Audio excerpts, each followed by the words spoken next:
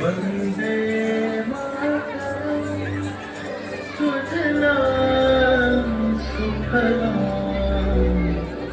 मलयज शीतलाम, सस्य श्यामलाम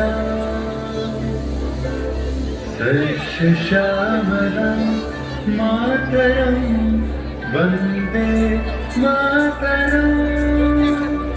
1908 সালের 11ই অগস্ট কিংসফোর্ডে বন্দে মাতরম বলার দোষে যে বালককে পেট মারার হুকুম দিলেন ব্রিটিশ সরকার, তারই পক্ষে দাঁড়িয়ে ক্ষুদিরাম বসু ও প্রফুল্ল চাকি সাহেবের ফিজান গাড়ি লক্ষ্য করে বোমা চালালেন মুজফ্ফরপুরে। সাহেব নিহত হলেন না, তবু নাবালক ক্ষুদিরামকে ফাঁসির হুকুম দেওয়া হলো। আমি হাসি হাসি পড়ব ফাঁসি, দেখবে ভারতবাসী। ও মা হাসি হাসি পড়ব ফাঁসি, দেখবে ভারতবাসী। একবার বিদায় দে মা, ঘুরে আসি। 9 সেপ্টেম্বর 1915 ইংরেজদের সঙ্গে সম্মুখ সমরের স্বাধীনতা ছিনিয়ে নিতে অস্ত্র আনার পরিকল্পনা করেন যতীন্দ্রনাথ মুখোপাধ্যায়। বালেশ্বরে সঙ্গীদের নিয়ে জাহাজ থেকে সেই অস্ত্র নামাতে গেলে ইংরেজ বাহিনী তাদের ঘিরে ফেলে। বুড়িবালমের তীরে লড়াই বাঁধে বিরাট ইংরেজ বাহিনী বনাম বাঘা যতীন ও তার 4 সতীর্থদের। এককালে শুধু গোজারিহাটে যিনি বাঘ মেরেছিলেন, সেই বীর সেদিন লুটিয়ে পড়লেন। জননী গুণহ তুলে বকে, শান্তনবাস দেহ তুলে চোখে, কাঁদিছে তব চরণ তলে 63 কোটি নর নারী।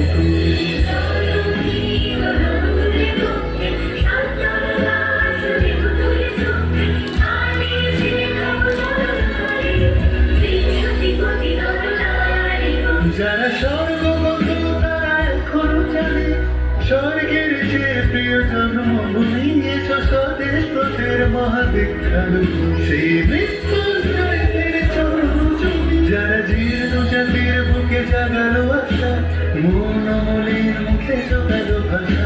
আজি রক্ত কমলে গাথা, আজি রক্ত কমলে গাথা মানল খালি, বিজয় লক্ষ্মী দেবতাদেরই কালে। মুক্তির মন্দির শোকানো তলে, কত প্রাণ হলো বলিদান। লেখা আছে অশ্রু জলে, লেখা আছে অশ্রু জলে। 18 এপ্রিল 1918 মাস্টারদা সূর্য সেন ও তার 65 জন শিষ্য মিলে পরিকল্পনা করে চট্টগ্রামে ব্রিটিশ পুলিশের অস্ত্রাগার লুট করেন এবং তারপরে লুকিয়ে আশ্রয় নেন জালালাবাদ পাহাড়ে। এর 4 দিন পর ব্রিটিশ বাহিনী খুঁজে বার করে মাস্টারদা ও তার সঙ্গীদের। সেদিনের অস্তমিত সূর্য ছিল সূর্য সেনের রক্তের আহ্বান শোনো আহ্বান, আশীর্বাদ খায় অনুযায়ী, দুস্তার মানে দুস্তার দেবে বন্যার অন্তগিরি। আহ্বান শোনো আহ্বান, আশীর্বাদ খায় অনুযায়ী, দুস্তার মানে দুস্তার দেবে বন্যার অন্তগিরি। যুগ সঞ্চিত শক্তি তীর্থে সারা, হিমগির সমুদ্রে সূর্যের সারা যাত্রা শুরু। ছুটে দুর্বার লেগে প্রতি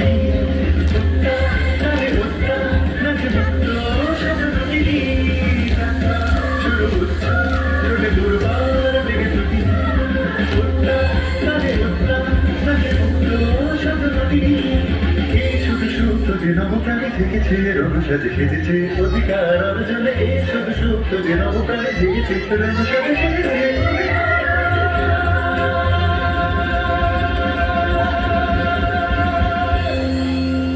8 ডিসেম্বর 1930 বিনয় বসু, বাদল গুপ্ত, দীনেশ গুপ্ত সাহেবের পোশাকে ট্যাক্সি থেকে এসে নামলেন রাইটার্স বিল্ডিং এর সামনে। সোজা উঠে গেলেন দোতলায়। সামনেই সিমসনের ঘর। দ্বাররক্ষীকে ঠেলে ঢুকে গেলেন ভেতরে। বন্দুকের আওয়াজে গর্জে উঠল রাইটার্স। লুটিয়ে পড়লেন সিমসন। এরপর রাইটার্স বিল্ডিং এর অলিন্দ বারবার গর্জে উঠল বিপ্লবীদের গুলির শব্দে। তারপর টেগার সাহেব তার বাহিনী নিয়ে ঘিরে ফেললেন বিনয়, বাদল, দীনেশকে।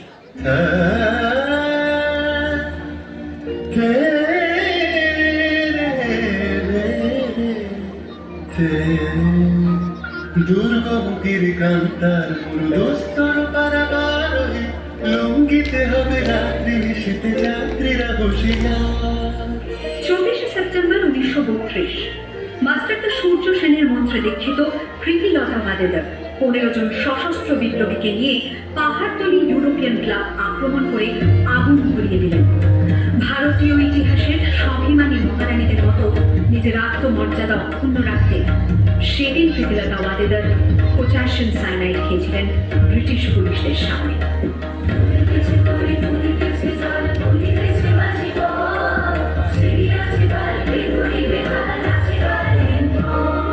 কিছু জোয়ার হওয়া আঁকেছে ভবিষ্যৎ একটু ভাত ভারী দিতে হবে পারি নিতে হবে তুমি দুর্গমতির কান্তার পুরুদস্তর পারাবার হয়ে লঙ্ঘিতে হবে রাত্রি শীতে যাত্রীরা বসিয়া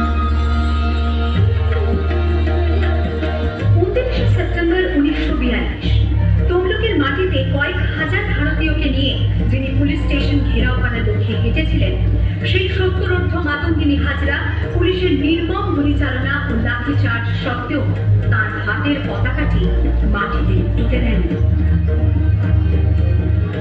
আর ঠিক তার পরের বছর 1943-এর 30 ডিসেম্বর জাপান সরকারের অধীনে থাকা আন্দামান দ্বীপ সেদিন হস্তান্তর করা হলো ইন্ডিয়ান ন্যাশনাল আর্মিকে। পোর্ট ব্লেয়ারের মাঠে তিরঙ্গা পতাকা তুললেন সুভাষচন্দ্র। এটাই স্বাধীন ভারতের মাটিতে প্রথম তেরঙ্গা ঝান্ডা। আইএনএর commander in chief Subhas Chandra Bose হলেন ভারত, যাকে স্বীকৃতি দিয়েছিল 18টি দেশ।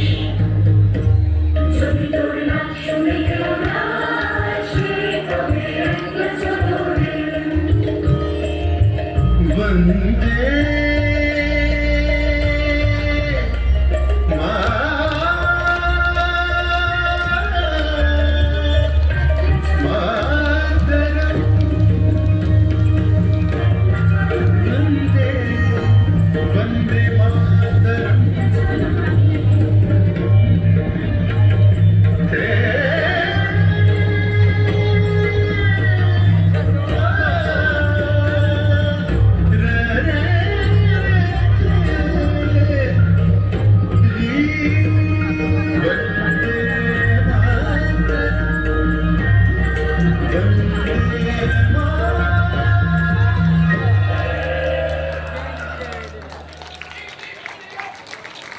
একবার জোর